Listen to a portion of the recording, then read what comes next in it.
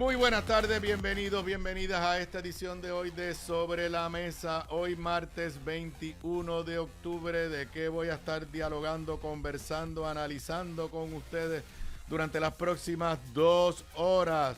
Junta de Control Fiscal desmiente a Josué Colón y al gobierno, destaca falla de todos los componentes del sistema eléctrico del país.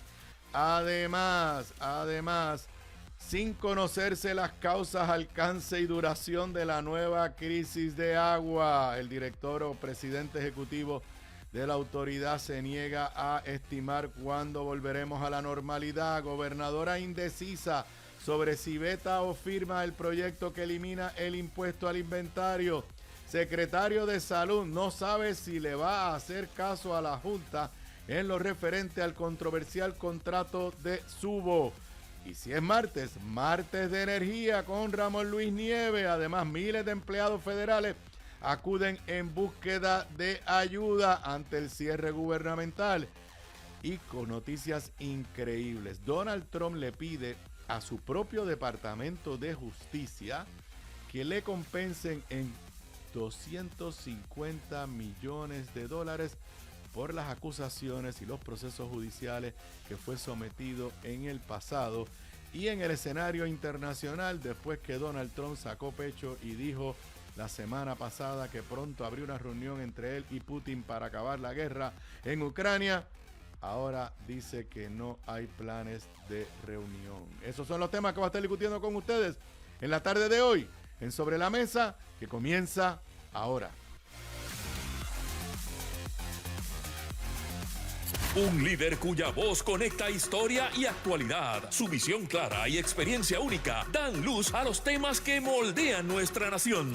Aníbal Acevedo Vilá está en Radio Isla 1320. Esto es Sobre la Mesa. Nuevamente bienvenidos, bienvenidas a esta edición de hoy de Sobre la Mesa, martes 21 de octubre del 2025. Para los que me estén escuchando, me estén viendo en vivo aquí directamente desde el estudio ATH Móvil Powered by Evertech. Son exactamente las 3:58 de la tarde en vivo a través de toda la cadena de Radio Isla 1320, también en vivo por radioisla.tv a través de la aplicación móvil de Radio Isla. Ahí hay una versión de audio, hay una versión de vídeo. Si usted no ha descargado la aplicación móvil de Radio Isla en su celular, lo invito a que lo haga. De esa forma lleva su radio en su bolsillo o en su cartera, en vivo a través de del canal de YouTube de Radio Isla 1320, también la página de Facebook de esta emisora, y en vivo a través de la página de Facebook de este servidor, facebook.com/AcevedoVilá.net. Te recuerdo que esta edición de Sobre la Mesa y todas las ediciones se retransmiten a las 10 de la noche por el canal 85 de Liberty Cable TV. Bueno, antes de entrar a los temas que voy a estar discutiendo con ustedes durante las próximas 2 horas, unas breves palabras. Estuve en la mañana de hoy junto con Zoela Boy en las honras fúnebres del amigo alcalde de el hermoso pueblo de Dorado, que su pueblo estaba despidiendo hoy, Carlitos López. Un acto sobrio, muy concurrido desde el punto de vista de la gente de Dorado que fue a despedirlo, múltiples funcionarios, exfuncionarios público, puede pues darle el pésame directamente a su viuda, doña Edith, y a toda su familia.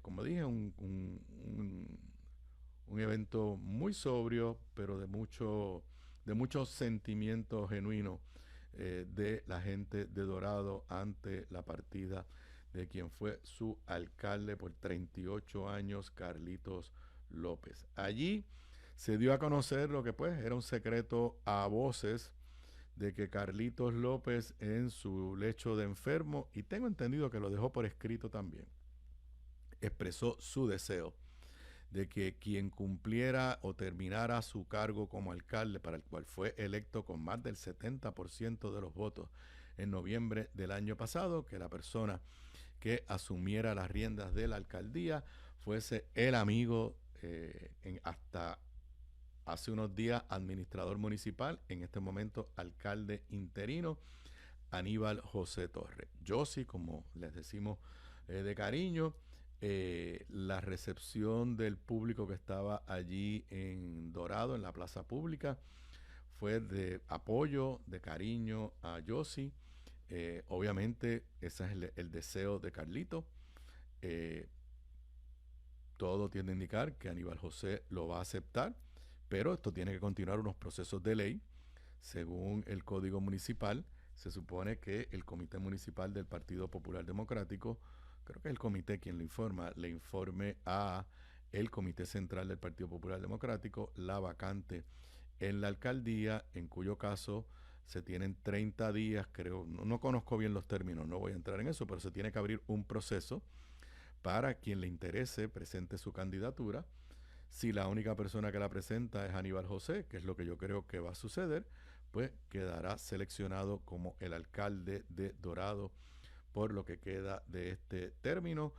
Yossi ha estado vinculado al municipio de Dorado, primero lleva 16 años viviendo allí, ha estado vinculado al municipio de Dorado por muchos años y creo que es en los últimos 3 años como la mano derecha, como el administrador, como la mano derecha de Carlitos y como el administrador del municipio, así que conoce todos los proyectos que estaban en camino, los empleados públicos, quién es quién allí y yo pues estoy convencido que el municipio de Dorado quedará en buenas manos si finalmente, como todo tiende a indicar, su próximo alcalde será Aníbal José Torres. Es difícil uno tener que estar hablando en momentos de duelo de cosas como esta, pero así lo establece la ley. Es un término extremadamente corto.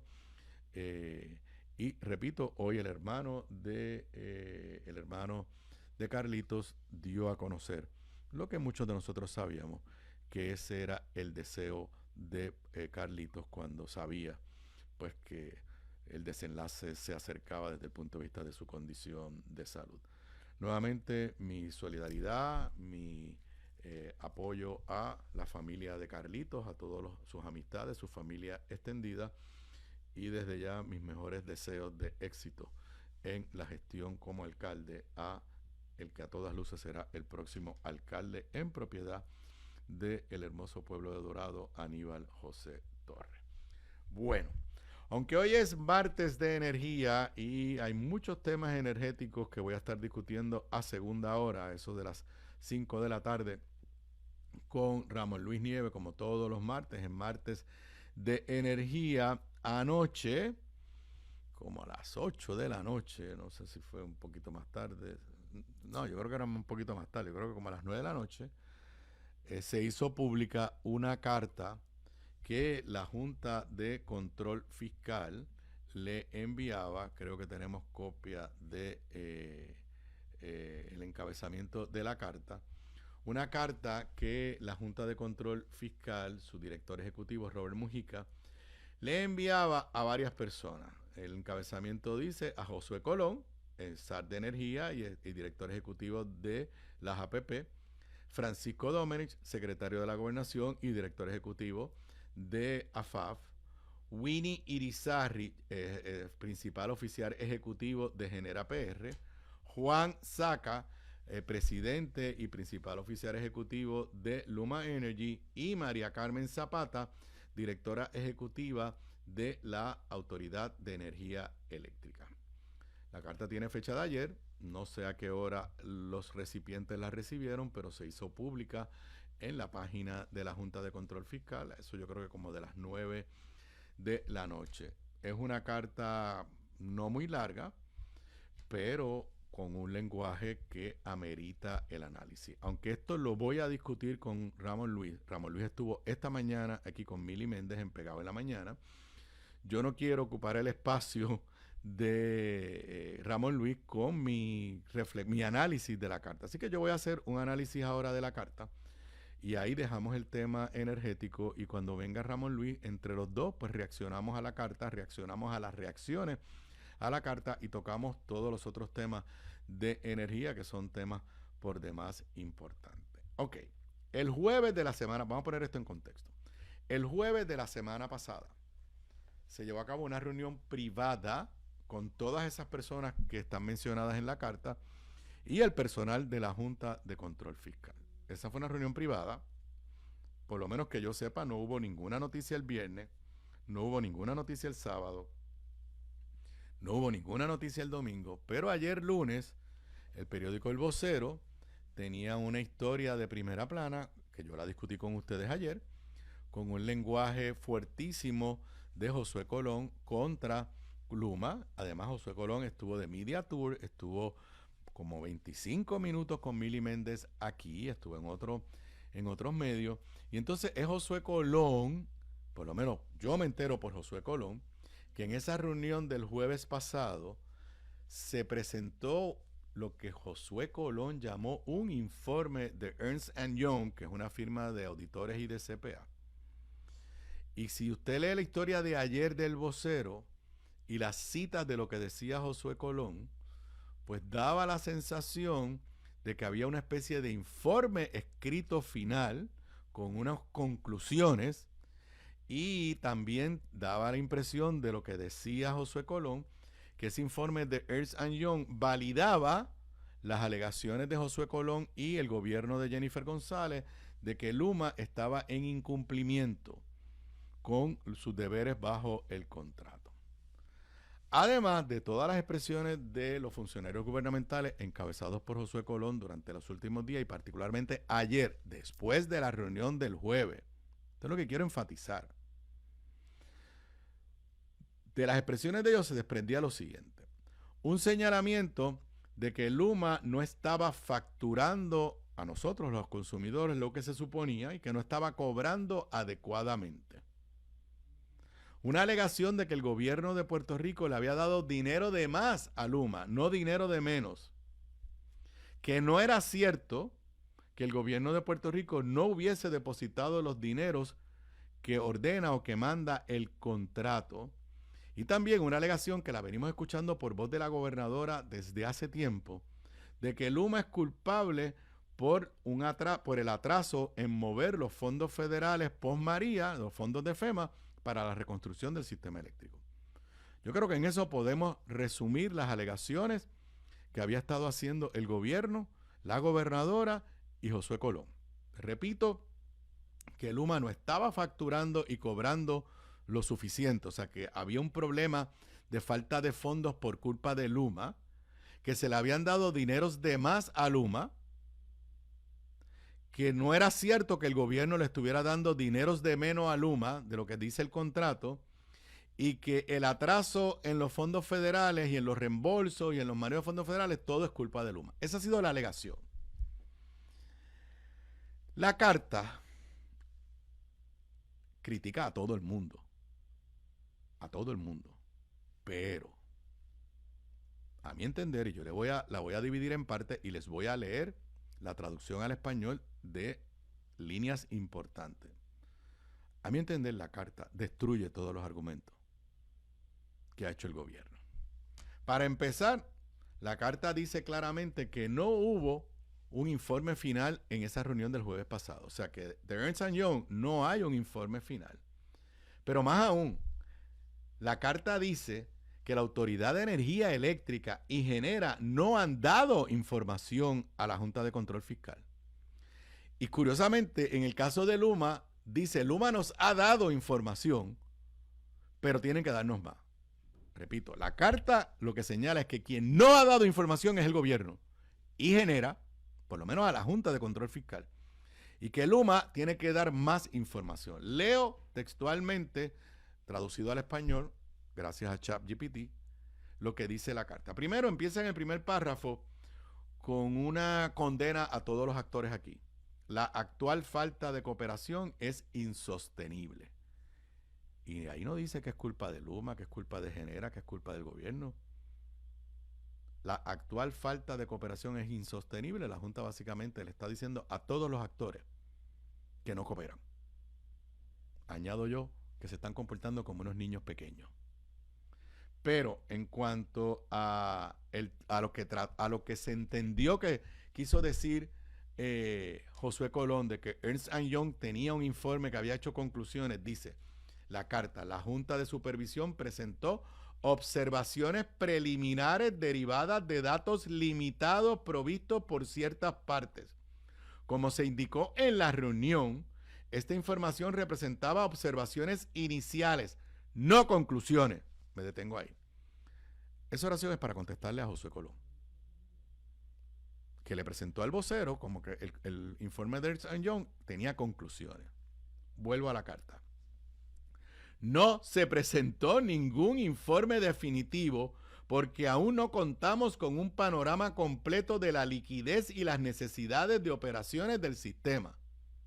Más adelante, la carta dice: a pesar de las reiteradas solicitudes, información crítica, incluyendo análisis de transferencia de combustible, costos operacionales internos de la Autoridad de Energía Eléctrica y otros datos esenciales, no han sido provistos por la Autoridad de Energía Eléctrica, Genera u otros. ¿Escucharon? La Junta dice que quien no ha dado la información crítica para poder hacer un análisis de qué rayos está pasando es el gobierno, y le echa a Genera. Vuelvo a la cita. También seguimos solicitando información adicional de Luma. ¿Qué interpreto yo? Bueno, que Luma sí les ha dado información, pero que necesitan más información. Vuelvo a la carta. Esta falta de transparencia es un obstáculo material para la toma de decisiones y el progreso. Y no es falta de transparencia de Luma, es falta de transparencia de Luma, de Genera y del gobierno. Al final la carta dice: aunque Luma proveyó una cantidad importante de información, aún se requiere más información de Genera y de la Autoridad de Energía Eléctrica. Ok. Sobre la alegación que la dijo aquí temprano en la mañana con Mili, y la dijo en varios programas, de Josué Colón, de que el problema es que Luma no está cobrándonos a nosotros los abonados suficiente y que eso es lo que está creando un problema de déficit de caja. Esa ha sido la alegación hasta ayer. Miren lo que dice la carta, traducida al español. Las cobranzas se han mantenido consistentes con los niveles presupuestados, lo que sugiere que las limitaciones de liquidez no se deben a pérdidas en ingresos. Desmentido Josué Colón. Si hay un problema de liquidez, de cash flow, que lo hay, la Junta lo dice que lo hay, no es porque no se esté cobrando. Básicamente está diciendo: Luma está cobrando lo mismo que cobraba antes la Autoridad de Energía Eléctrica y que se ha cobrado en los años anteriores. Más adelante, la carta dice, y aquí sí que es un cantazo al gobierno. Como se discutió, dice en términos de cómo podemos mejorar el flujo de caja. ¿Cómo se discutió? Esto podría lograrse haciendo que las agencias gubernamentales que colectivamente debían $83 millones a septiembre del 2025 paguen sus facturas. O sea, a la alegación de Josué Colón de que el problema, digo, si la Junta está mintiendo, pues que nos traigan la evidencia. Pero a la alegación de Josué Colón de que el problema de cash flow era porque Luma no cobraba, la Junta le dice: Luma está cobrando lo mismo que se cobraba antes. Ahora tú, gobierno, no le estás pagando. Ah, es verdad, la deuda del gobierno, de las agencias de gobierno y corporaciones públicas, llegó a estar sobre los 200 millones. Pero la Junta sintió la necesidad de ponerle, le debes 83 millones. Claro, aquí yo levanto una gran pregunta. Número uno, ¿y quién maneja el presupuesto de las agencias? ¿Es la propia Junta? Se supone que el pago de las utilidades públicas o las utilidades en general esté en el presupuesto. ¿Por qué es que hay 83 millones de deuda? Me parece que la Junta aquí tiene, la Junta de Control Fiscal tiene algo de responsabilidad. Porque aquí quien ordena qué se paga y qué no se paga es la Junta. Vuelvo, ok. Sobre los millones que Josué Colón y la gobernadora alegan que le han dado de más a Luma. Aquí la Junta se lo acepta Pero después le dice, ¿para qué fue que se usaron esos fondos? Cito de la carta. Aunque la Autoridad de Energía Eléctrica ha transferido aproximadamente $900 millones más que el presupuesto de, ellos le llaman Gridco, que eso es Luma. Luma, desde la privatización, la mayoría de esos fondos parecen haberse destinado a gastos de respuesta a desastres y restauración, así como a gastos no presupuestados como servicios de emergencia. O sea, la Junta está diciendo, sí, el gobierno le dio de más, pero no es que se lo fotutearon. Era para atender emergencias. Ok, y entonces, en el punto álgido, el que lleva la Junta, el Luma diciendo desde hace meses, el que el gobierno de Jennifer González le admitió a la jueza Taylor Swain en una moción que presentó el 5 de mayo de este año, que se la leí ayer, donde la autoridad para calcular las transferencias parece defectuoso, ya que subestima los requerimientos reales de operación al asumir que Luma puede operar con un balance de efectivo cero cada mes. Como se señaló en la reunión, este enfoque no es viable ni sostenible para el funcionamiento a largo plazo. Y entonces, para ponerle, como diríamos, la cherry encima al topic, dice la carta que parece que el gobierno, que la autoridad tiene como $200 millones disponibles en cash. Y dice, esta fuente potencial de fondos debe evaluarse para determinar si una parte puede transferirse a Genera o a Luma para ayudar a estabilizar las operaciones a corto plazo. No solamente dice que no la han transferido. La carta de anoche dice, tienes unos dineros ahí, tú, Autoridad de Energía Eléctrica, que quizás se les debe transferir a Genera y o a Luma para ir resolviendo el problema de cash flow. Y sobre el punto de los fondos federales, en el cual yo fui de los que decía, Luma está atrasada con los fondos federales. La carta dice, sí está atrasada, pero no es culpa de Luma nada más, es culpa de todo el mundo. Actualmente, estoy leyendo la carta, actualmente, al menos $745 millones en gastos relacionados con desastres de FEMA y vivienda permanecen sin reembolsar.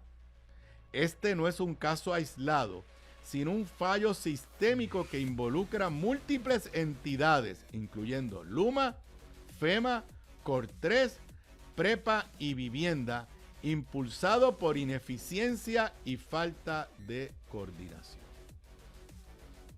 Señores, analizaré la carta con Ramón Luis. Ya la gobernadora contestó, está en Metro, y lo tengo que decir, es como si la gobernadora o no hubiera leído la carta. Dice Metro, tras carta de la Junta, gobernadora insiste a que a Luma no se le debe dinero y no atiende en sus declaraciones, por lo menos como las publica Metro en la tarde de hoy, no atiende ninguno de los planteamientos serios que hace la Junta de Control Fiscal en esa carta. El análisis más profundo de toda esta situación energética a las 5 de la tarde en Martes de Energía con Ramón Luis Nieves. Yo regreso con más luego de...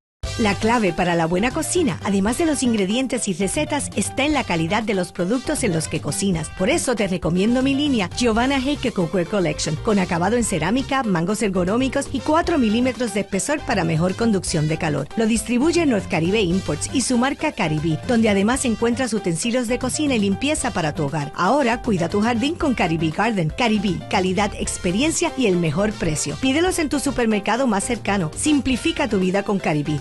Distribuye North Caribe Imports, la empresa puertorriqueña con más de 50 años sirviéndote a ti.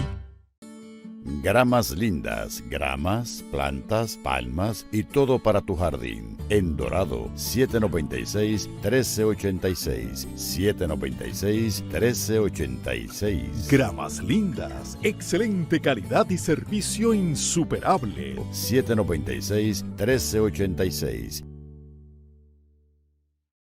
Bocados Divino, el lugar perfecto para almuerzo o cena. Menú internacional, especializados en los mejores guisos, cabrito al vino, rabo encendido y el mejor osobuco que puedes encontrar. Mariscos frescos del país, langosta de nuestras costas, amplia carta de vinos y jugos naturales, con la mejor localización, seguridad y amplio estacionamiento gratis. Bocados Divino, en el edificio del Colegio de Abogados en Miramar. Para reservaciones, llamar al 787-238-15. Aquí de regreso a Sobre la Mesa. Para los que me estén escuchando en vivo, son las 4:26 de la tarde de hoy, martes 21 de octubre del 2025. Bueno, y de la crisis energética, bueno, aunque el secretario de la Gobernación dijo que ya no había crisis energética en Puerto Rico. De la crisis energética tenemos que brincar esta semana a la crisis del servicio de agua potable de la Autoridad de Acueductos y Alcantarillado. Es la historia de primera plana en los principales periódicos del país. El periódico El Vocero tiene la historia de primera plana hoy en su edición impresa. Miles se preparan para los días sin agua ante la avería en el superacueducto. Alcaldes y residentes de 15 municipios realizan ajustes de última hora. Yo quiero decir que aunque se suponía que el servicio se afectara a partir de hoy, martes a las 6 de la mañana, miles de abonados, inclusive en el área de Cupey, desde ayer por la mañana ya estaban sin servicio de agua. Primera plana del periódico El Vocero, esta de la que asusta. Rotura en el superacueducto sin claridad ante nueva crisis de agua. La autoridad espera que un total de 15 municipios se vean afectados durante una reparación que se podría extender por 2 días, pero no se pudo precisar la cantidad de sectores y abonados que se quedarán sin servicio. El primer párrafo de esa nota del Nuevo Día, de Leisa Caro González, es de esas que pues uno se queda como, leo, en momentos en que los alcaldes se preparaban para asegurar abastos de agua potable para los próximos 2 días, y a horas de que comenzaran los trabajos de reparación de una rotura en el superacueducto, el director ejecutivo de la autoridad, Luis R. González Delgado, no pudo precisar ayer cuántos clientes se verán afectados, así como tampoco la causa de la avería que ha vuelto a poner en jaque la capacidad de respuesta de la corporación pública. O sea, en otras palabras, hasta anoche, o sea, por lo menos hasta que el periódico los entrevistó ayer, no sabían por qué se rompió, cuánta gente se iba a quedar sin agua. He escuchado que alcaldes simplemente, digo, creo que ya hasta ahora todo el mundo más o menos sabe, pero que ayer, temprano hoy, los alcaldes simplemente se enteraban porque los ciudadanos de diferentes comunidades le decían, estoy sin agua. Ok. Comenzaron los trabajos hoy a las 6 de la mañana. Y leo del periódico Metro, una nota del periódico Metro. Tú no la tienes, Manuel, no te preocupes, porque la vi después, es de una nota de las 3 de la tarde. Autoridad de Acueducto y Alcantarillado avanza en reparaciones del superacueducto en Manatí, pero evita precisar fecha de recuperación total. Dice la nota que los trabajos comenzaron el martes, los trabajos de excavación en el área boscosa y de mangle donde se identificó la rotura en Manatí, que ha dejado a 165,000 abonados en 15 municipios o sin agua o con baja presión. Entonces, Luis González Delgado explicó que el área ya fue despejada y que las labores se desarrollan con maquinaria pesada. El funcionario reiteró que el proceso incluye drenar por completo la línea de 72 pulgadas antes de iniciar la sustitución de la pieza afectada, lo cual podría extender los trabajos por varias jornadas. Aunque la AAA proyecta completar la reparación entre 36 a 48 horas después del cierre total del sistema, González evitó precisar una fecha concreta para la restauración total del servicio. Yo voy a leer esta oración porque ahora mismo yo no sé si son 36 o 48 horas. Repito, voy a leerla. aunque la AAA proyecta completar la reparación entre 36 a 48 horas después del cierre total del sistema. La pregunta que yo hago es, ahora mismo a las 4:30 de la tarde, ¿ya lograron el cierre total del sistema y empiezan a contar las 48 horas? No sé.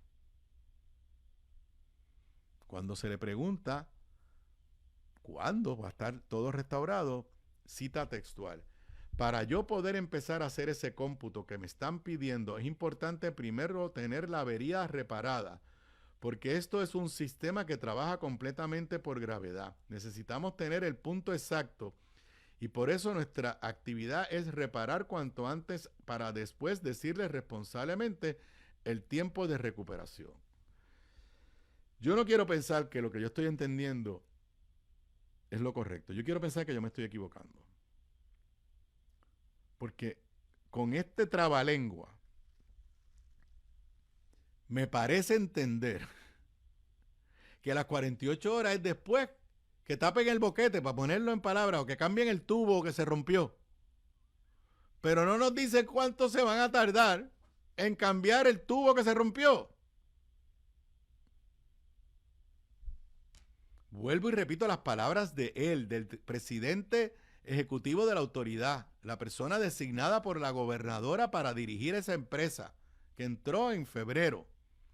Es importante primero tener la avería reparada, porque esto es un sistema que trabaja completamente por gravedad. Necesitamos tener el punto exacto y por eso nuestra actividad es reparar cuanto antes para después decirle responsablemente el tiempo de recuperación.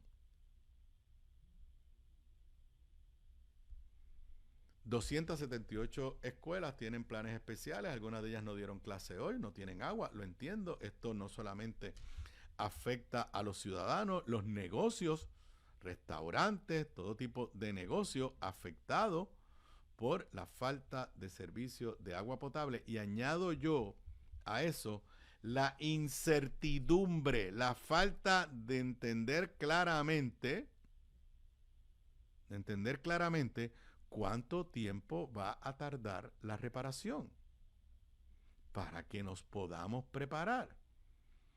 Repito, yo no sé cuándo empiezan a contar las 48 horas. Inicialmente dijeron que era a partir de hoy a las 6 de la mañana y sin embargo, miles de personas ya no tenían agua desde anoche, desde ayer por la mañana. Yo quisiera que nos dijeran, mire, ya se logró reparar, ahora toma tantas horas recuperar. O cuántas horas va a tomar reparar.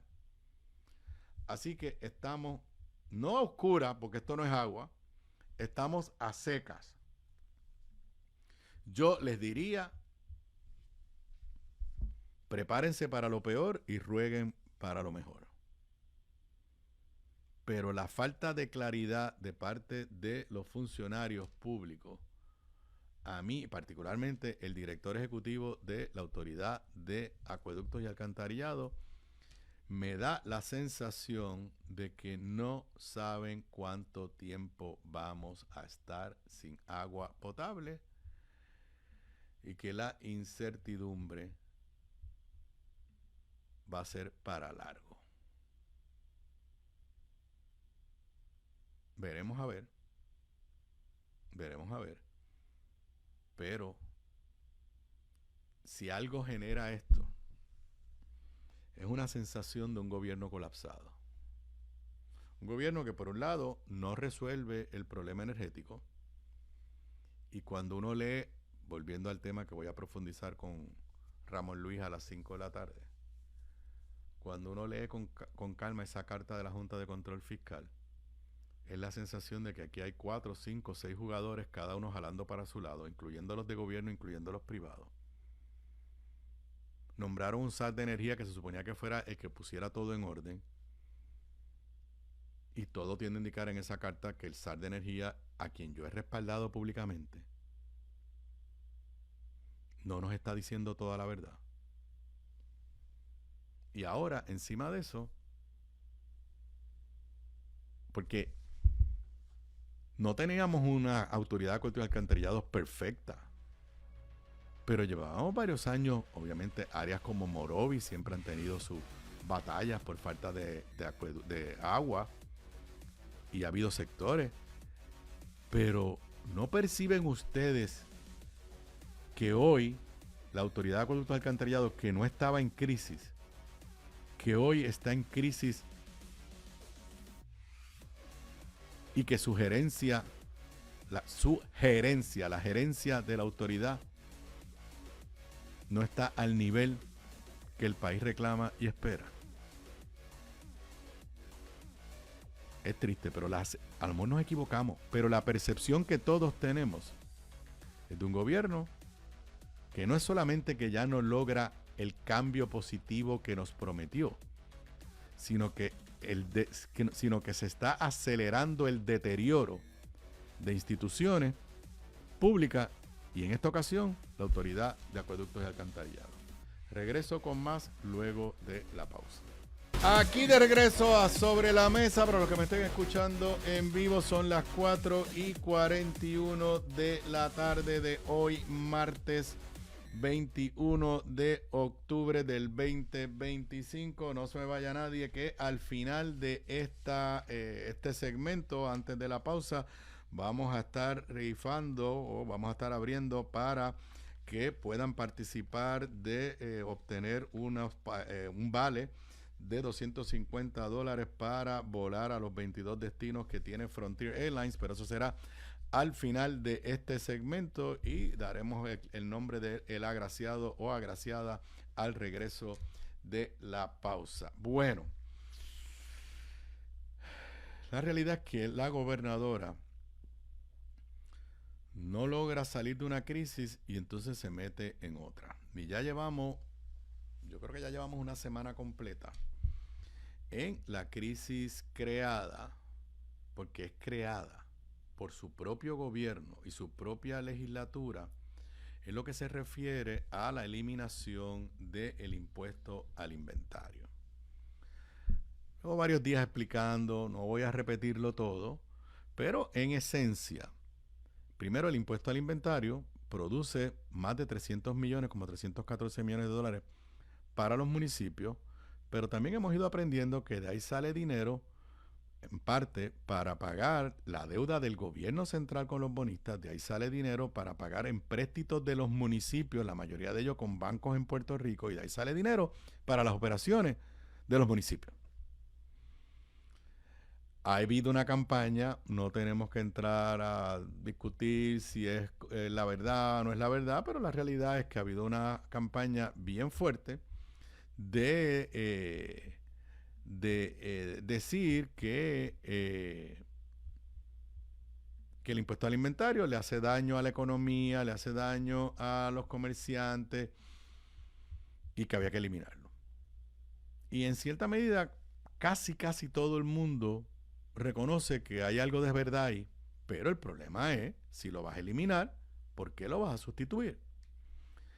El PNP en su programa de gobierno, y la gobernadora se pasa citando su programa de gobierno, prometió congelar el recaudo por 5 años. Lo expliqué ayer y lo expliqué anteayer. Porque eso es, entre comillas, bueno, porque le dice a los alcaldes, ok, tienes esta cantidad de dinero, no va a subir, no va a bajar por 5 años, pero le dice al comerciante, puedes traer inventario por encima de eso y no te vamos a penalizar.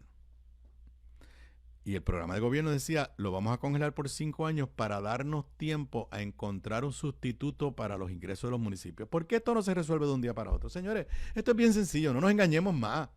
Aquí no hay una máquina de imprimir dinero. Si le quitas 314 millones de dólares a los municipios, dinero que están pagando los comerciantes, ¿cómo lo vas a sustituir? Pues que alguien pague por algo que hoy no está pagando. Y por eso llevamos años hablando de esto, y como no aparece una fuente para sustituirlo, pues no se resuelve.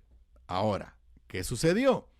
Yo creo que fue Tomás Rivera Chat, por lo que es derivado, que el proyecto de ley de la gobernadora, que lo que hacía era lo que decía el programa de gobierno, congelado por 5 años, y si no se encontraba un sustituto, volvía a operar la ley vigente con el impuesto al inventario. Se enmendó para la congelación fuera por 3 años, y si llega el 2027, el año antes de las elecciones, y no logran identificar una fuente, se va el impuesto al inventario y los $314 millones desaparecen. Anoche el periódico El Nuevo Día publicó una nota. La decisión final la tiene ella, donde el presidente de la Federación de Alcaldes informa que se habían reunido ayer con los líderes legislativos y básicamente los líderes legislativos, en vez de quedarse con el proyecto de ley, que era lo que la gobernadora ayer pidió para ver si llegaba a un acuerdo, se lo mandaron a Fortaleza. Dice la nota de Leisa Caro González: el presidente de la Federación de Alcaldes, Gabriel Hernández, se abstuvo este lunes de hacerle recomendaciones a la gobernadora sobre el futuro de la legislación que congela el impuesto. Entonces dice: nosotros el 8 de octubre le enviamos una comunicación a la señora gobernadora solicitando una reunión. Hoy todos los compañeros federados volvimos a firmar una comunicación solicitándole una reunión para hacerle la presentación que se le hizo hoy a los legisladores. La decisión final la tiene ella. Le explicamos el detalle de lo que significa perder 314 millones, que lo que implica es que las arcas municipales tienen una pérdida neta de 275 millones, que es importante lograr un sustituto en o antes de los 3 años, porque estaríamos hablando de que de esos 275 millones son para cubrir los préstamos municipales.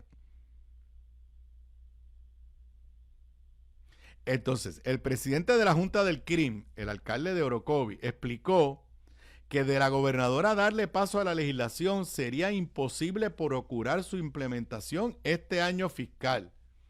Entendemos que es un poco complicado, o yo diría imposible implementarlo este año. A nivel del CRIM, tenemos que cambiar el mecanismo de cómo recaudamos el dinero para poder implementar esto. En otras palabras, el CRIM, que es quien lo va a tener que poner en vigor, está diciendo no lo puedo hacer.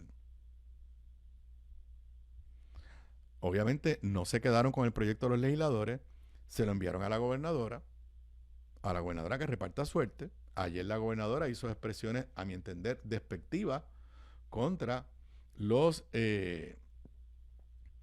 alcaldes. Y entonces, hoy, la gobernadora empieza a darse espacio. Nota del periódico Metro: gobernadora afirma que no ha decidido si firma o veta el proyecto sobre el impuesto al inventario. Dice que va a evaluar las enmiendas.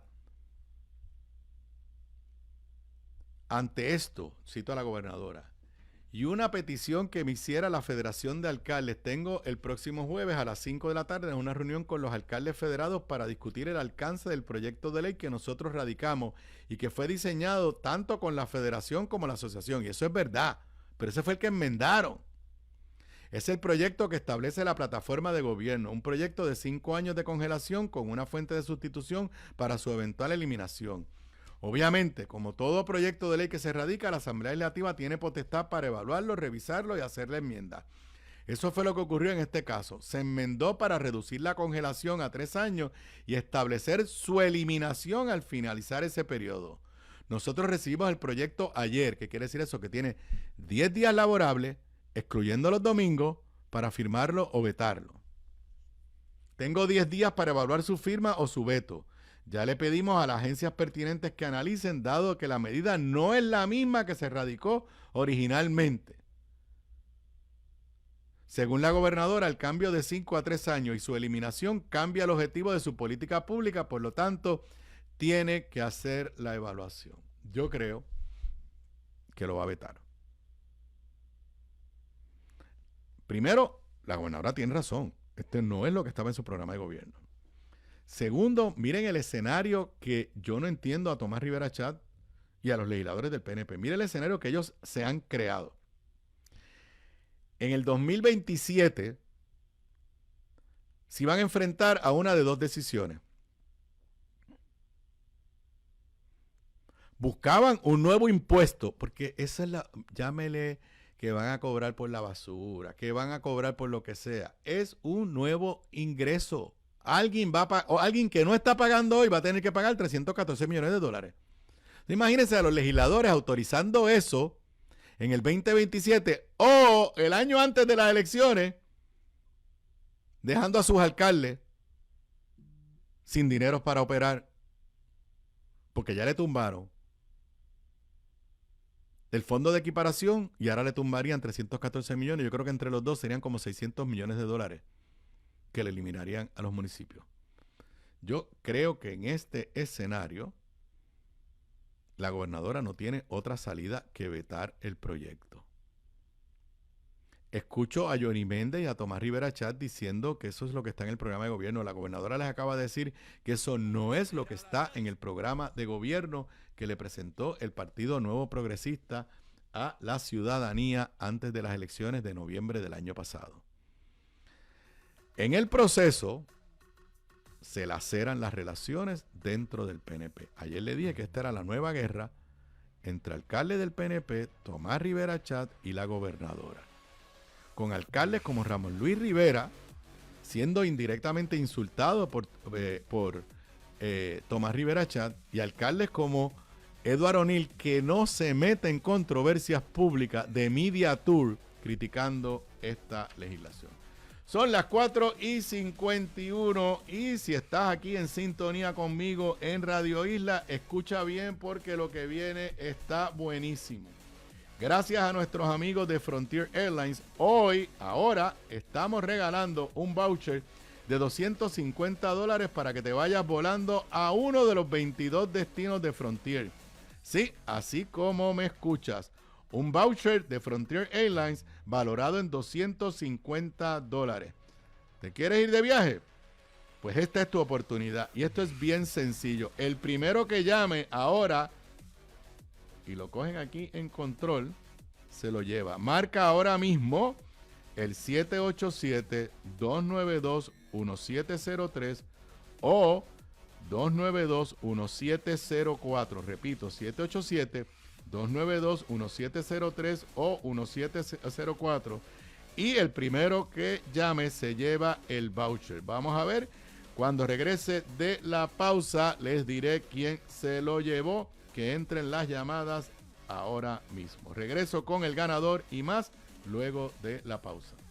De Radio Raíces allá en San Sebastián, que a esta hora a las 5 se unen a la cadena de Radio Isla 1320. También les recuerdo que mañana miércoles continúa la gira, podríamos llamarlo, de presentación de mi libro en primera fila, las luchas sobre el estatus en el Congreso y Puerto Rico, 1997 a el 2025. Mañana a las 4 de la tarde, yo no voy a estar aquí, voy a comenzar el programa desde allá, desde la Facultad de Derecho de la Interamericana, aquí en Atorrey, y acá en los estudios va a estar el amigo Ramón Luis, ya Ramón Luis llegó aquí, mañana va a estar aquí Luis Vega Ramos.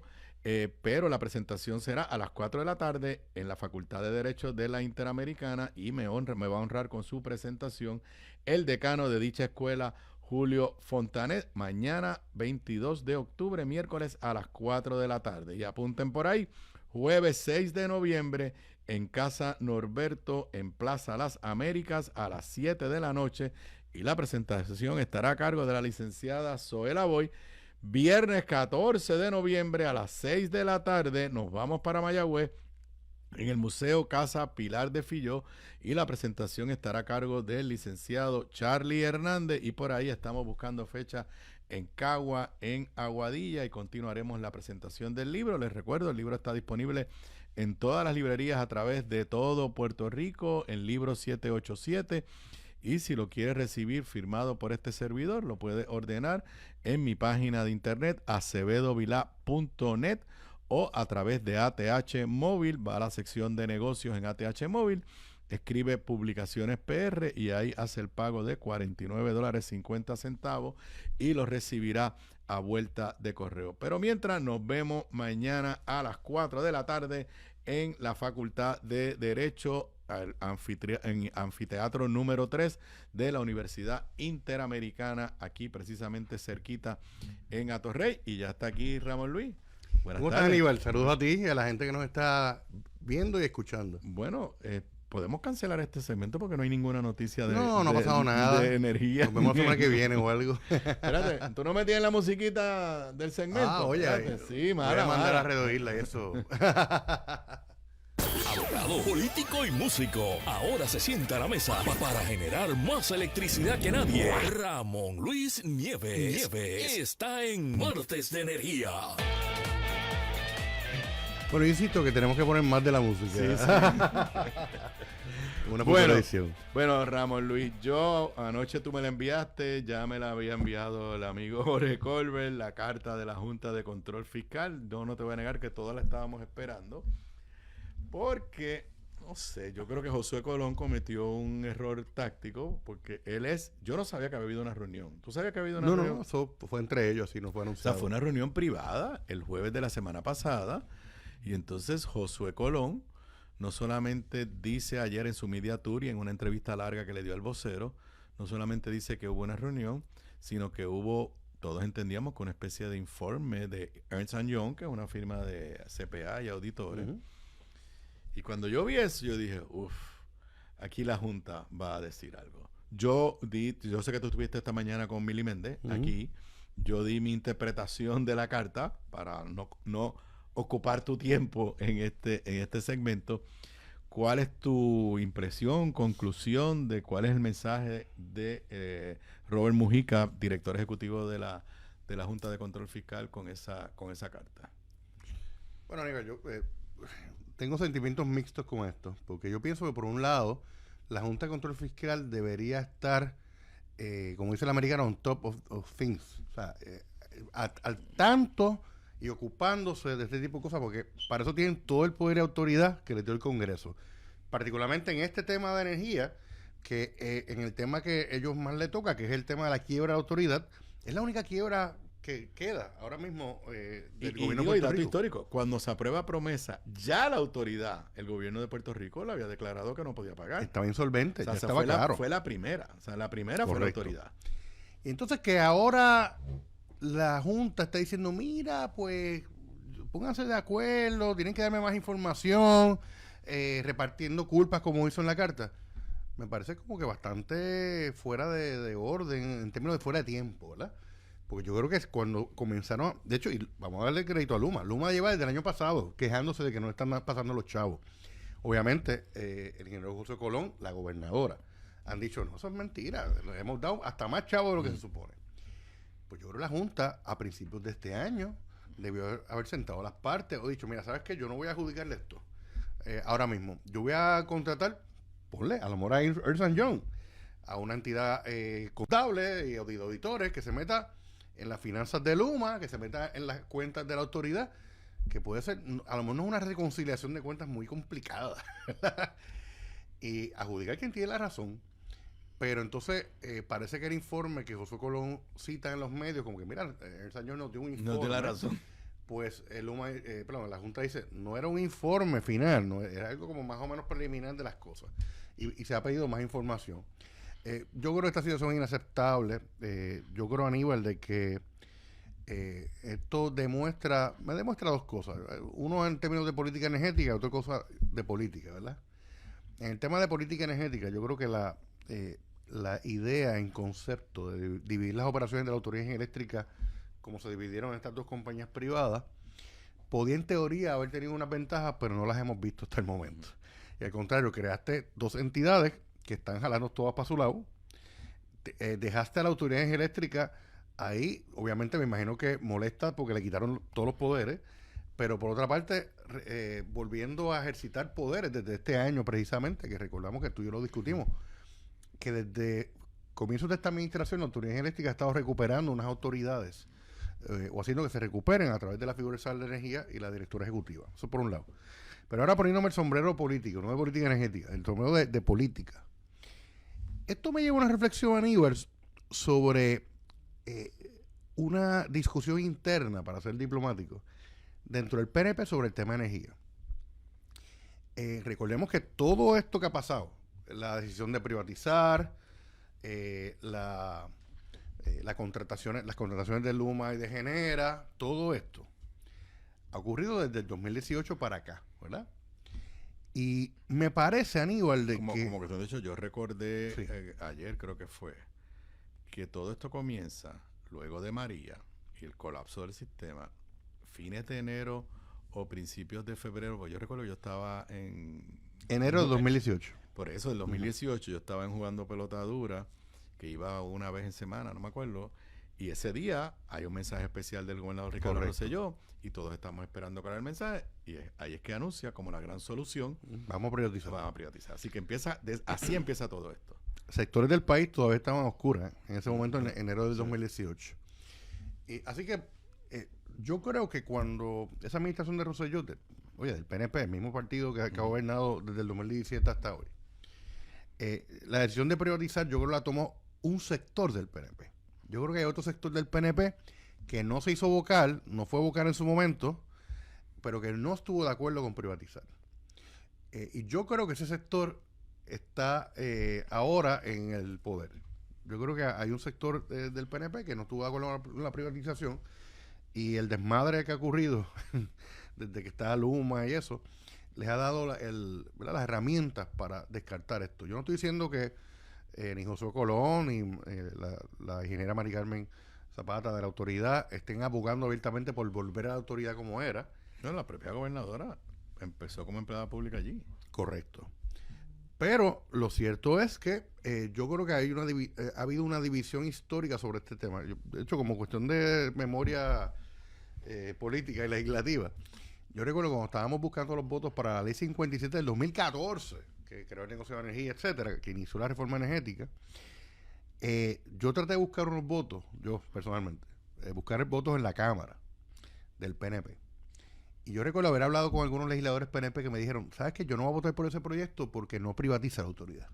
Porque nosotros queremos privatizarla. O sea que, y eso que, de hecho, que sirva de respuesta a los que desde el 2014 están diciendo de que la ley 57 de Ramón Luis Nieves y Eduardo Batia privatizaba la autoridad. Eso es mentira. Eso es algo difamatorio.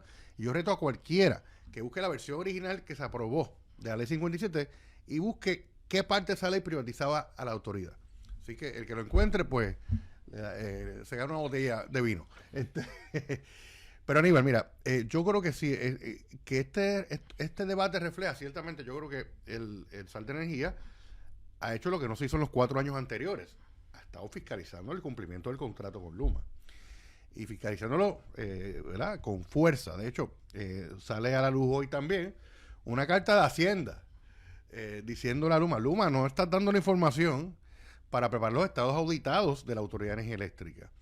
Así que se está utilizando todos los esfuerzos del gobierno, obviamente, para crear una situación con Luma, y Luma, evidentemente, pues no está pudiendo manejar este asunto. Pero después de esa carta, donde yo tengo aquí, la traduje, digo, yo no la traduje, ese ChatGPT, ¿verdad? Que eso es un fenómeno. Mi esposa le dice Chati, Bueno, mi amiga Chati. empieza en el primer párrafo. La actual falta de cooperación es insostenible. O sea, tú lees esa carta, además lo que hemos percibido, y aquí da la sensación que ya es imposible una reunión de trabajo con todos los componentes que la legislación y las negociaciones le impusieron la responsabilidad de dirigir el sistema. Tú tienes, por un lado, a FAF, que sigue siendo el ente fiscal del gobierno. Tiene que hay ese Francisco Domínguez. Uh-huh. Tiene las APP, que es José Colón. Tienes la Autoridad de Energía Eléctrica, lo que queda de ella. Tienes a Genera, tienes a Luma, y tienes al negociado, que no estaba en la reunión. El negociado no está en la reunión porque el negociado tiene otro rol. Entonces, pero cuando tú lees esa carta, pues te da la sensación de que si el que llama a la reunión es Josué Colón, los demás lo van a boicotear. Si el que llama a la reunión es Juan Saca, los demás lo van a boicotear. Entonces uno se pregunta, ¿cuál es el camino hacia el futuro con esos players? O sea, yo no sé. Entonces, cuando tú ves que la Junta, la gobernadora, el secretario de Hacienda dice, Luma no me da la información para los estados financieros. Ya la gobernadora contestó diciendo que no le cree a la Junta. Bueno, entonces, ¿a quién le creemos? Pero cuando tú lees que la Junta dice, Genera y el gobierno, la autoridad, no nos han dado ninguna información. Uh-huh. Luma nos ha dado alguito. Entonces, ¿pero qué es esto?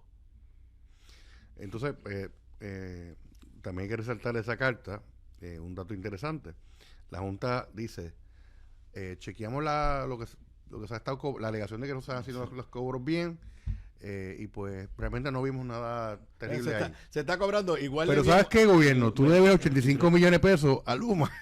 83. ¿no? 83 millones de pesos, que de hecho es una cantidad menor de lo que siempre históricamente. Pero ahí yo hice un comentario. ¿No se supone que eso no es responsabilidad de la Junta de Control Fiscal? Claro que sí. ¿Quién aprueba los presupuestos? La Junta. Aquí se supone que se separa el dinero para pagarle a los utilities. Se supone que si hay un dinero que dice que es para pagar la energía eléctrica, para pagar el acueducto, para pagar utilities privados de teléfono, pues tú no puedes hacer mover esos dineros para otra cosa si no es con permiso de la Junta. Así que yo quisiera que la Junta nos explique por qué hay 83 millones de deuda cuando ellos son los que controlan el presupuesto. Y te voy a decir algo más, Aníbal. Yo tengo la impresión de que alguien no está leyendo las leyes. Con tanto abogado de $1,000 la hora que contrata la Junta, porque debería haber cero en deudas del gobierno ahora mismo.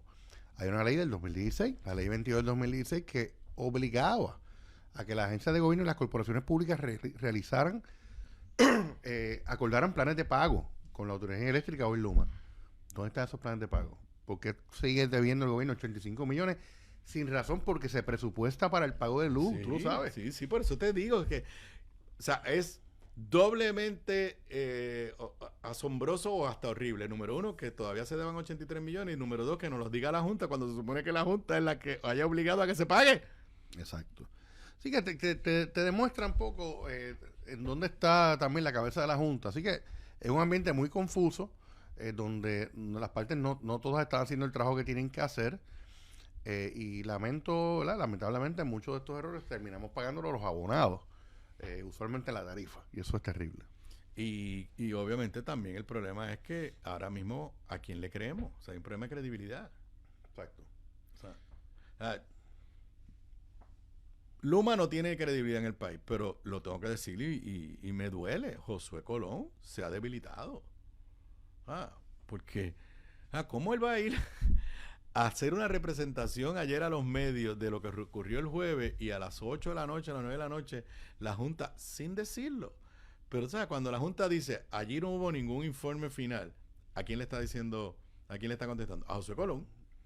Cuando la Junta dice, no, los cobros están iguales, ¿a quién le está contestando? A Josué Colón. Pues, yo me había creído el cuento de que yo dije aquí en mi programa ayer, bueno, si Luma no está cobrando es porque el contrato está mal diseñado y Luma cobra, pero los chavos pasan a las cuentas de la autoridad y Luma no tiene ningún incentivo para ser eficiente. Bueno, pues ahora resulta que Luma está cobrando igual que se cobraba antes o que cobraba la autoridad cuando era la autoridad la que cobraba. Sí. De hecho, yo creo, Aníbal, yo aprovecho esto. Ahora mismo está ocurriendo un proceso que no se está discutiendo mucho públicamente, pero está ocurriendo el caso de la revisión tarifaria. Ahora mismo, y todas las partes están sometiendo testimonios periciales, etcétera. Hay testimonios sobre temas de cobro, de cobranza, etcétera. Yo creo que esto es un buen momento quizás para que la Junta diga, mira, ¿sabes qué? Yo no voy a decir esto. Vamos a buscar una voz independiente que adjudique este tema. Me meto en las finanzas de Luma, me meto en las cuentas de la autoridad. Vemos quién tiene la razón y se arregla. Yo creo que esto no es muy complicado. Y me parece que continuar este debate realmente es un ejercicio pues terrible para el país. Entonces, porque la gente pues se queja de muchas cosas, de que se va la luz, del costo, pero una de las cosas que la gente se queja es las luminarias en las calles. Correcto. Que le echan la culpa a los pobres alcaldes y esto no tiene nada que ver con los alcaldes. Entonces le toca a Luma también. Entonces tú ves página 6 de la edición impresa del periódico El Vocero, creo que tienes ese clip por ahí, lo puedes poner, sin reparar miles de luminarias. Nota de Pedro Menéndez Sanabria. Más de la mitad de los proyectos de reparación y reemplazo de alumbrado público en la isla no tienen fondos obligados de FEMA, confirmó el director de ingeniería de Luma, Heriberto González. En entrevista con El Vocero reconoció que el consorcio solo ha logrado que se le obliguen fondos para 42 de los 114 proyectos. Aunque a la fecha Luma ha reparado sobre 150,000 luminarias y reemplazado sobre 20,000 postes en 68 municipios, todavía no ha utilizado dinero federal para trabajo en el alumbrado público de los pueblos de Rincón, Moca, Sabana Grande, Peñuelas, Ciales, Aguabuena, Quebradilla, Alar, y por ahí sigue. Entonces uno dice, tú lees esto, entonces lees la carta de la Junta, y la carta de la Junta lo que dice, los chavos de FEMA no se mueven por culpa de todo el mundo. Exacto. Ah, Entonces, y lo peor, Aníbal, estos fondos de FEMA llevan ahí disponibles desde el 2020. Estamos terminando el 2025 y todavía estamos hablando de algo, oye, algo tan sencillo como la luminaria. Porque si hay los chavos, hacen los proyectos y punto. ¿Qué hacemos discutiendo todavía en el 2025 las luminarias? Es como, no es este tema, pero como el tema de vivienda. O sea, que todavía haya gente que no tenga vivienda de María. O sea, llora ante los ojos de Dios. Y está pasando. Entonces, ¿qué pasa? Pues Luma se vendió como que eran los grandes gestores de fondos federales. Pues mira, pues no ha sido así tampoco.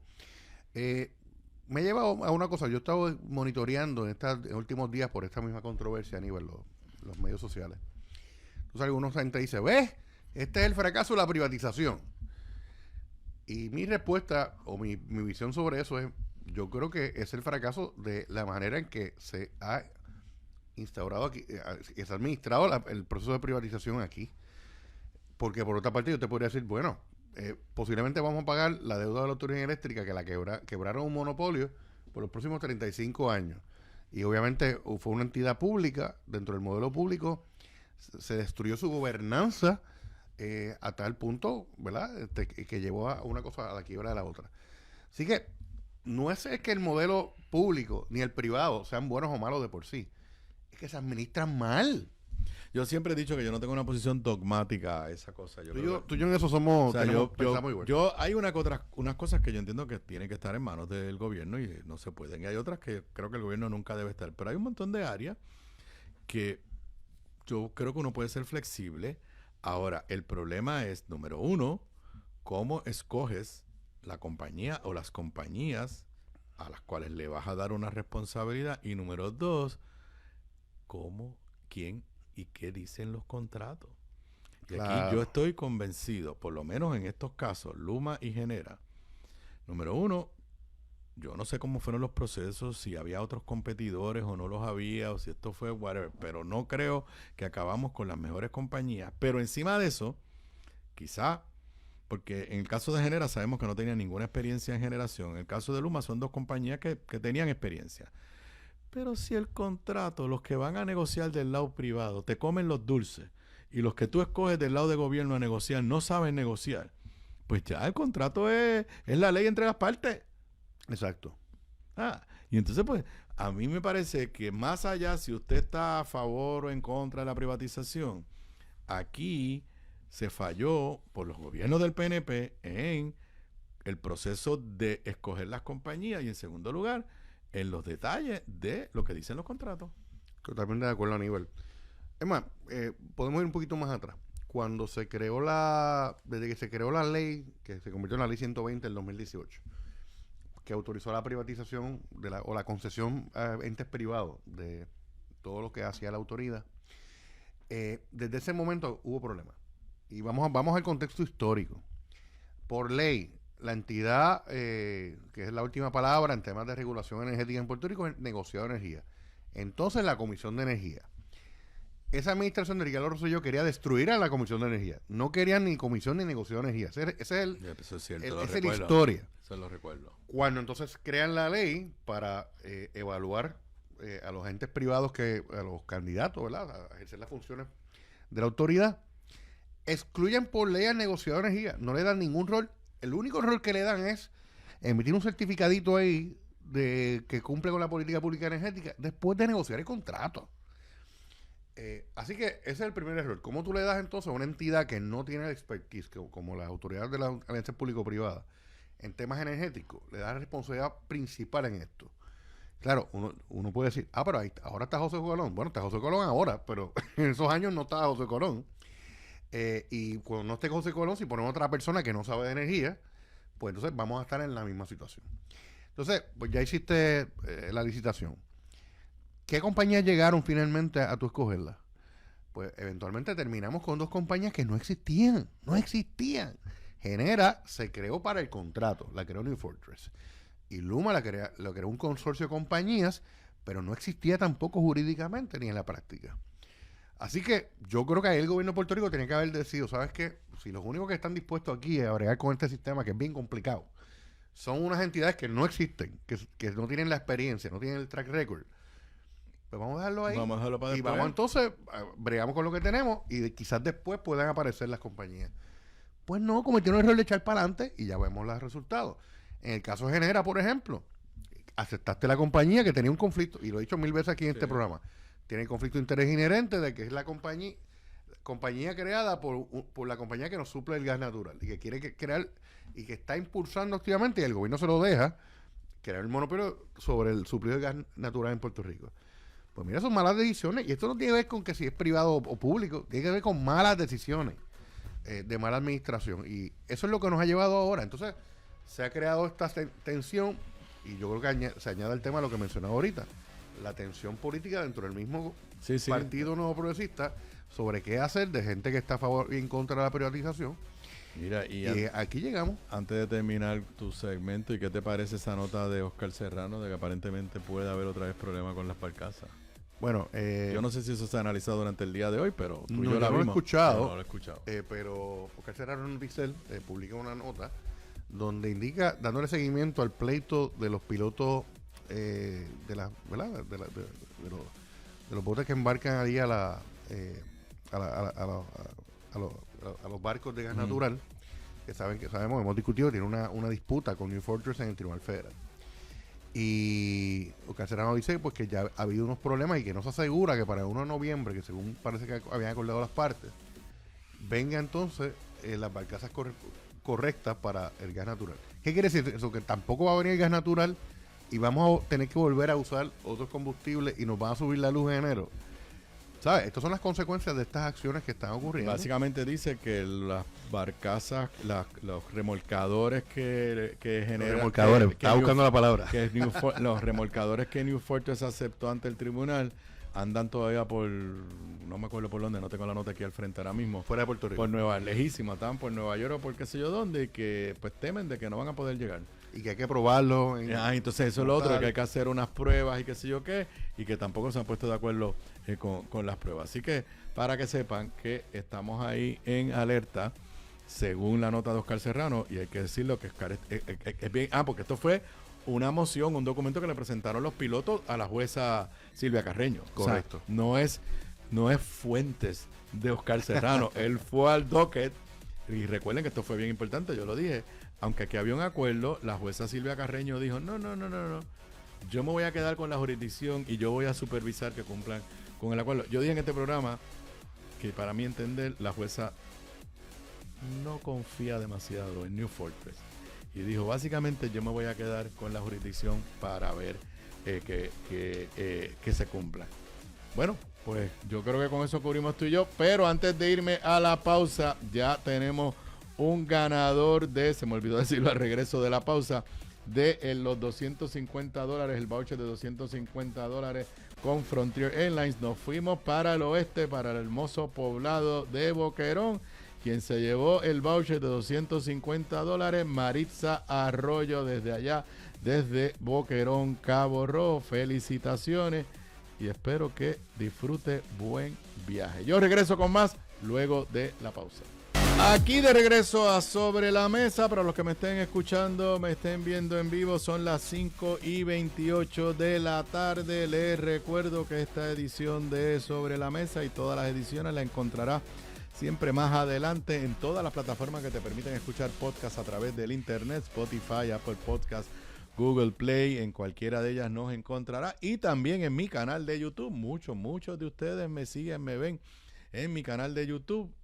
Más tarde hoy o temprano mañana estará disponible y ahí también encuentran, eso es un archivo como si fuera una biblioteca digital, ahí están archivadas todas las ediciones anteriores de Sobre la Mesa y también otros videos que de tiempo en tiempo subimos. Tengo dos noticias que toqué en la edición de hoy, una de ellas precisamente con el tema de energía, pero la acabo de ver ahora en la pausa, así que no la pude discutir con Ramón Luis. Francisco Domenech asegura que el proceso para cancelar el contrato de Luma comenzará en diciembre. Solo les voy a recordar que en algún momento para mayo, Josué Colón dijo que el contrato iba a estar cancelado para diciembre. Ahora el proceso comenzará en diciembre, pero tienen un pequeño obstáculo, estoy leyendo de Metro, que es que el proceso en este momento está ante la jueza Taylor Swain, porque Luma está impugnando la forma que lo está haciendo el gobierno de Puerto Rico. Dice la nota de hace apenas unos minutos, el secretario de la Gobernación, Francisco Domenech, confirmó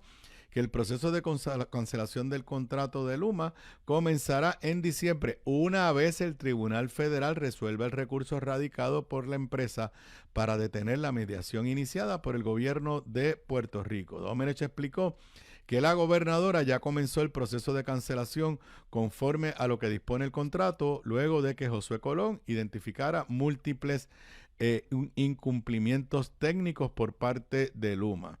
El funcionario recordó, entonces dice, tengamos claro, el gobierno comenzó ese proceso como manda el contrato, con una mediación identificando incumplimientos puntuales. Pero como les dije, el problema es que esto está ante la jueza Taylor Swain, y mientras está ante la jueza, pues no hay nada que se pueda hacer.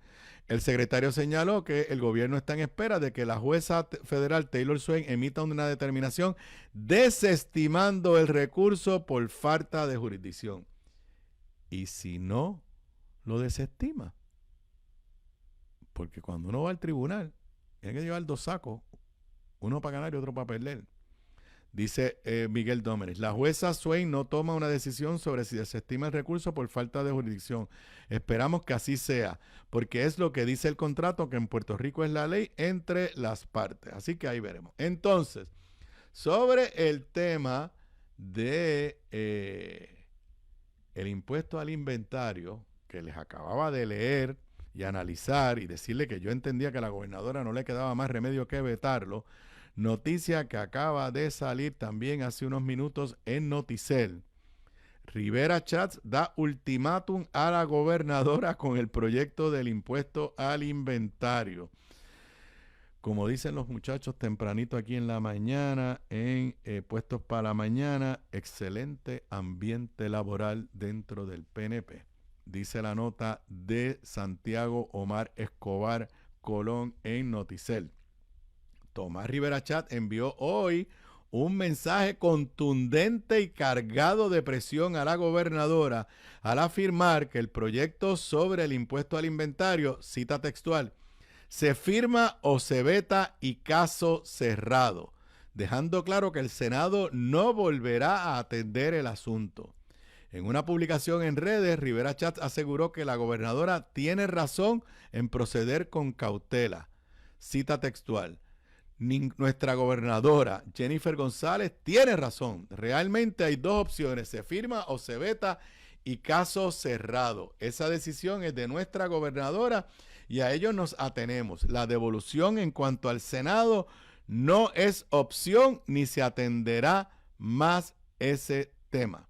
El líder senatorial agregó que las imprudencias, vengan de donde vengan, siempre tienen consecuencias. Dice el Noticel, una línea interpretada como una clara alusión a la posibilidad de que la mandataria decida extender el proceso de evaluación o devuelva el proyecto para revisión. Le quiero decir al periodista, con mucho respeto, me pongo el sombrero de profesor, la gobernadora no puede devolverlo para revisión. Eso solamente ocurre si los cuerpos legislativos lo piden. O sea, tendría que ser que Tomás pidiera a la gobernadora que se lo devolviera, y eso ha ocurrido en el pasado. Con estas expresiones, eso no es opción. La única opción que tiene la gobernadora es firmarlo o vetarlo. Pero decirle, mira, recíbanlo allá para que lo enmienden. No, eso solamente sucede si los cuerpos legislativos le piden al gobernante, en este caso a la gobernadora, que se lo devuelva. Así que ya sabemos, Tomás Rivera Schatz hizo uno de sus buenos días, buenas tardes, Puerto Rico, y le está diciendo a la gobernadora, no me pidas que yo lo cambie. O lo firmas o lo vetas, y si lo vetas, no voy a hacer nada con el impuesto al inventario. Eso a pesar de que el texto que aprobó la Cámara y el Senado no es lo que prometió el PNP.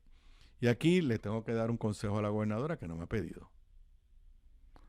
Usted está dejando el espacio legislativo demasiado abierto. ese proyecto no se debió haber aprobado en la Cámara con esa enmienda sin que antes usted, gobernadora, expresara claramente si estaba dispuesta a firmarlo o vetarlo. Especialmente cuando la legislatura es de su partido. Especialmente cuando usted tenía a los alcaldes de aliados suyos en este proceso. O sea, esas expresiones de la gobernadora hoy, que todavía no sabe si lo va a firmar o lo va a vetar, que le va a pedir opiniones al secretario de Hacienda y creo que a las oficinas de gerencia y presupuesto. Eso no debe ocurrir en un proyecto que era un proyecto de administración y que se estaba discutiendo públicamente. No fue algo que se aprobó a las 12 de la noche sin que nadie supiera. Pero, lo he dicho antes, este va a ser el cuatrenio legislativo de Tomás Rivera Schatz, porque, y es sorprendente, una mujer que fue presidenta de la Cámara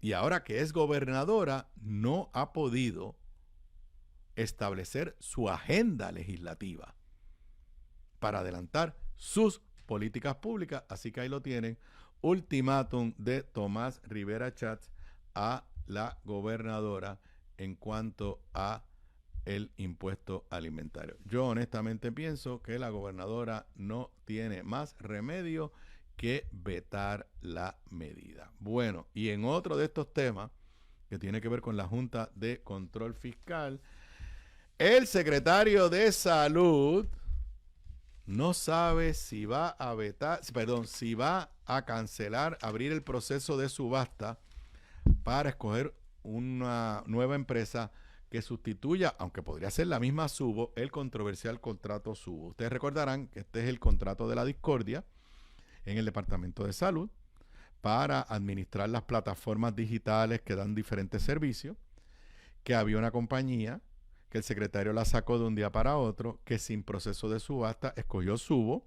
Sabemos por investigaciones periodísticas que esta fue también la razón por la cual por lo menos 2 de los 3 nominados por la gobernadora para dirigir PRITS, que es la oficina del gobierno que tiene que ver con la digital, con los contratos de tecnología, estuvieron en contra de este contrato, y porque estuvieron en contra lo sacaron.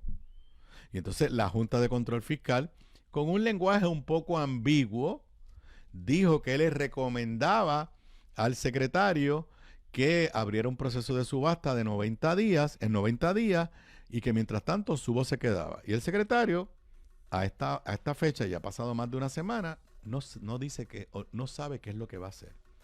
Dice la nota de Gloria Ruiz Cuilan, el secretario Víctor Ramos evitó responder ayer si acogerá o no la recomendación de la Junta para que abra un proceso competitivo para seleccionar a base del mérito a la compañía que obtendría el contrato que hoy ostenta Subo Technology, que podrían ser ellos. Dice el secretario, se está analizando hacer un proceso versus lo que ya tenemos montado y está corriendo perfectamente bien. No tenemos una fecha para tomar una decisión. Yo todavía no entiendo por qué el secretario insiste en mantener un contrato que ya ante la percepción pública no huele bien. Pero lo que tampoco entiendo es porque Fortaleza no da la orden. Y mi única explicación es que Fortaleza no da la orden de que abran el proceso a un proceso de subasta porque Fortaleza o alguien en Fortaleza también protege a la compañía Subo.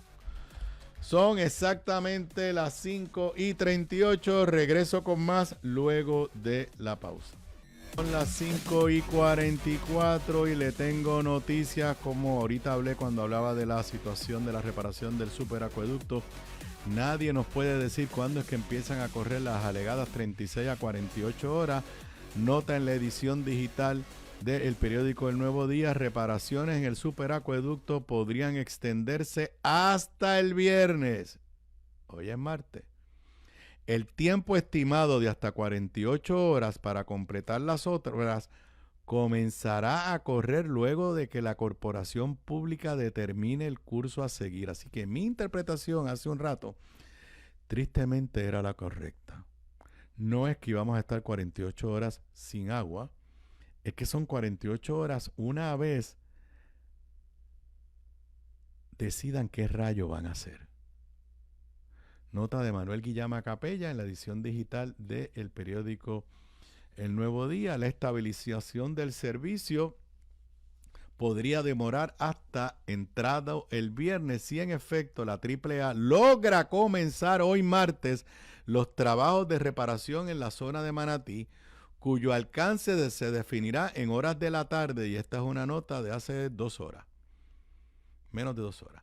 El presidente de la autoridad, Luis González, señaló que, si bien se inclina por el reemplazo de los segmentos averiados de la tubería de 72 pulgadas de diámetro, la determinación final se tomará en la tarde de hoy martes durante una inspección ocular. La otra alternativa sobre la mesa sería soldar y reparar el tubo existente. Cita textual del director de acueducto. Toda decisión se va a tomar una vez tengamos una idea clara de cuál fue el daño, y eso solo se logra cuando hagamos la excavación. Tenemos que recordar que la tubería está soterrada y no hay forma de ver hasta que hagamos la excavación. Una vez lo hagamos, vamos a determinar primero qué le causó el salidero y segundo, cuáles son los pasos a seguir. Al momento estamos drenando. ¿Qué quiere decir eso? Que las 48 horas no han comenzado y ya se fue prácticamente el día del martes, desde el punto de vista laboral. Yo creo que ellos pueden trabajar por la noche, pero no es así de fácil. Así que prepárese con su cubito de agua, y las empresas, los negocios, los restaurantes, complicado el escenario.